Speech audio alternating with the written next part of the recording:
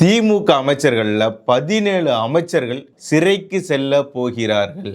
ஒருத்தர் கூட தப்ப முடியாது. வரக்கூடிய 2026 தேர்தல்ன்றது திமுகவிற்கு மாபெரும் சவாலாக அமைய போகிறது.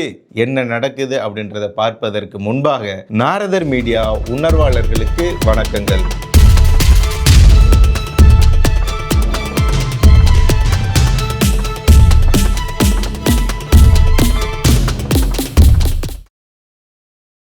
இந்த வீடியோவில் நான் முதல்ல எதை சொல்லணும்னு நினைக்கிறேன், ஆசைப்படுறேன் அப்படின்னா, அண்ணாமலை அவர்களை இந்தியாவே கொண்டாடுது, தலையில் தூக்கி வச்சு கொண்டாடிட்டு இருக்கு. குறிப்பாக தமிழகத்தில் பெரும்பாலான வீடுகளில் அண்ணாமலை அவர்களுக்காக சிறப்பு பிரார்த்தனை செய்யக்கூடிய, அண்ணாமலை அவர்களுக்காக தன் மகனாக, தான் குடும்பத்தில் ஒருத்தராக நினைத்து அவருக்காக பூஜை செய்யக்கூடிய, ஆண்டவனை வேண்டிக் கொள்ளக்கூடிய பல குடும்பங்கள் தமிழகத்தில் இருக்குது.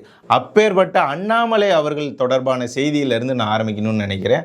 என்ன அப்படின்னா, அண்ணாமலை அவர்களும் மலையாளத்தின் சிறந்த நடிகராக இருக்கக்கூடிய உன்னி முகுந்தன் அவர் சமீபத்தில் மாளிகைபுரம் அப்படின்ற ஒரு படத்தில் நடித்து எல்லோர் மனதையும் வென்ற ஒரு சிறந்த நடிகர். அவர் இப்போது மோடி அவர்கள் குறித்தான ஒரு படத்திலையும் நடிக்க இருக்கிறார்.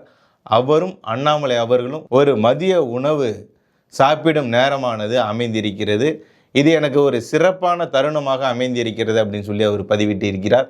2026 வருடத்தின் முதல் நாளே இந்த மாதிரியான சிறப்பான சந்திப்பு நிகழ்ந்ததால் நான் மிகவும் மகிழ்ச்சி அடைகிறேன்.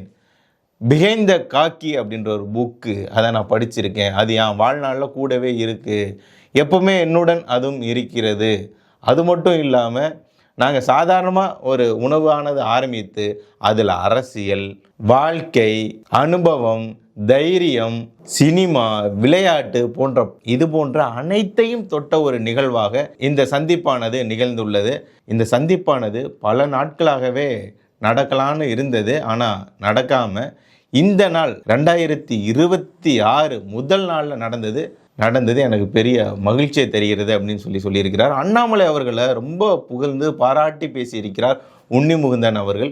எப்படி ஒரு காவல்துறை அதிகாரியாக இருந்து அரசியலில் உச்சம் தொட்டு, அதிலும் குறிப்பாக ஜென்சி இளைஞர்கள் முதல் பின்பற்றக்கூடிய ஒரு ஆளுமையாக அண்ணாமலை அவர்கள் இருக்கிறார் அப்படின்னு சொல்லி அவர் ரொம்ப மனம் நெகிழ்ந்து அவர் வார்த்தைகளை பதிவிட்டு இருக்கிறார். அவரோட வார்த்தைகள் ஒவ்வொன்றும் பார்க்கும் பொழுது, இப்பேற்பட்ட ஒரு நபரை வெற்றி பெறாமல் செய்த ஒரு பெருமை கோயம்புத்தூர் அந்த தொகுதிக்கு தான் சேரும். அந்த தொகுதி மக்களை பார்த்து கேட்குறேன், இவரை வெற்றி பெறாமல் செய்து நீங்கள் வெற்றி பெற செய்தீர்களே ஒரு நபரை, அவரால் உங்கள் தொகுதிக்கு கிடைச்ச நன்மை என்ன? ஆனால் இவர் வெற்றி பெறவில்லை என்றாலும் அந்த தொகுதிக்கு மட்டும் இல்லை, இந்த தமிழகத்திற்கே பல நன்மையை இவர் செய்திருக்கிறார். குறிப்பாக சொல்லப்போனாலே பல சம்பவங்களை சொல்ல முடியும் நம்மளால். அதில் 1-2 நான் சொல்கிறேன். மதுரையில் வர இருந்த டங்ஸ்டன், அதை தடுத்ததற்கான முக்கிய பங்கு இவருக்கு இருக்குது. அது மட்டும் இல்லாமல் சென்னை மெட்ரோவிற்கு மத்திய அரசிடம் பேசி நிதி வாங்கி தந்தது. அது மட்டும் இல்லாமல் திமுக அரசாங்கமே செய்த பல தவறுகளை சுட்டிக்காட்டி திருத்தினார். அதாவது இவங்க தீபாவளி பொங்கல்லாம் வந்ததுன்னா இனிப்பு பலகாரம் எல்லாமே எங்கேருந்து வாங்குவாங்கன்னா வேற ஒரு நிறுவனத்திட்ட இருந்து வாங்குவாங்க. அதனால் ஆவின்லேருந்தே வாங்கணும் அப்படின்னு சொன்னது. அது மட்டும் இல்லாமல் திருவாவூரில் மாட வீதி, அதாவது ராஜ வீதி, அதற்கு கருணாநிதி அவர்களை பேரை தூக்கிட்டு போய் வைக்கலான்னு இவங்க ஆசைப்படும் போது அதெல்லாம் வைக்கக்கூடாதுன்னு மாபெரும் மக்கள் எழுச்சியுடன் அதை பண்ண விடாமல் தடுத்தது அண்ணாமலை அவர்கள். இது மட்டும் இல்லாமல் ஊழல் பட்டியலை வெளியிட்டு திமுக அமைச்சர்களின் வண்டவாளத்தை தண்டவாளத்தில் ஏற்றியவர் அண்ணாமலை அவர்கள். சரி, நம்ம இப்போது விஷயத்துக்கு வரலாம். 17 அமைச்சர்கள் மேலே ஊழல் பட்டியல் இருக்கிறது, ஊழல் புகார் இருக்கிறது. ஒருவரையும் தப்ப விட மாட்டோம், வச்சு செய்ய போகிறோம். இனிமேல் தான் எங்களுடைய ஆட்டம் இருக்க போகிறது. யாரோட ஆட்டம்? அண்ணாமலை அவர்களும் நயினார் நாகேந்திரன் நானும் அப்படின்னு அவர் சொல்லியிருக்காரு. நாங்கள் 2 பேரும் சேர்ந்து ஆடப்போகிற ஆட்டமே இனிமே தான் இருக்குது, பார்க்க போகிறீங்க அப்படின்னு சொல்லியிருக்கிறார். இந்த மாதிரி வேற ஒரு கட்சியில் நடக்குமா? முன்னாள் தலைவரும் இந்நாள் தலைவரும் சேர்ந்து பயணிப்பது. இன்று நயினார் அவர்கள் தலைவராக இருக்கிறார், நாளை வேறொரு தலைவராக வருவார். ஆனால் இதில் யார் தலைவர் யார் தொண்டர் எதுவும் கிடையாது. அண்ணாமலை அவர்கள் சொன்ன மாதிரி தான், பதவியெல்லாம் வெங்காயன்ற மாதிரி தான். ஏன்னா இதில் பதவின்றது அது பொறுப்பாக தான் பார்க்கப்படும். இது எனக்கு கொடுக்கப்பட்ட பொறுப்பு, அதை நான் என்ன செய்ய போகிறேன் அப்படின்ற மாதிரி தான் இருக்கும். அதனால் இவங்க மேலே இவங்களுக்குள்ள பல உரசல்கள் இருக்குது, மோதல் போக்கு இருக்குது அப்படின்னு எதோ உருட்டிகிட்டு வந்தவங்களுக்கெல்லாம் மாபெரும் சவுக்கடியாக அமைந்திருக்கிறது. அதுவும் தேர்தல் நெருங்குற இந்த சமயத்தில் எதையாவது பேசி கிளப்பி விடலாம் அப்படின்னு ஆசையாக இருந்தவங்களுக்கு வாயில் எதையோ தூக்கி கொட்டின மாதிரி, மண்ணள்ளி போட்ட மாதிரின்னு வச்சுப்போமே, அந்த மாதிரி அண்ணாமலை அவர்களும் நயினார் நாகேந்திரன் நானும் சேர்ந்து ஆட போகிற ஆட்டம்ன்றதை இனிமே தான் பார்க்க போகிறீங்கன்னு சொல்லியிருக்கிறாரு. குறிப்பாக இப்போது நடக்கக்கூடிய சட்ட ஒழுங்கு பிரச்சனை காரணமாக அமித்ஷா அவர்கள் நேரடியாக தலையிட வேண்டும், மத்திய உள்துறையை நேரடியாக இதில் தலையிட வேண்டும் அப்படின்னு சொல்லி நயினார் அவர்கள் சொல்லியிருக்கிறார். இதற்கு மேலும் வலு சேர்க்கும் விதமாக அமித்ஷா அவர்களே வரக்கூடிய 5ஆம் தேதி திருச்சி ஸ்ரீரங்கம் வர இருக்கிறார். 2000 பெண்கள் கலந்து கொள்ளக்கூடிய பொங்கல் நிகழ்வை சிறப்பிக்க அவர் வருகை தருகிறார்.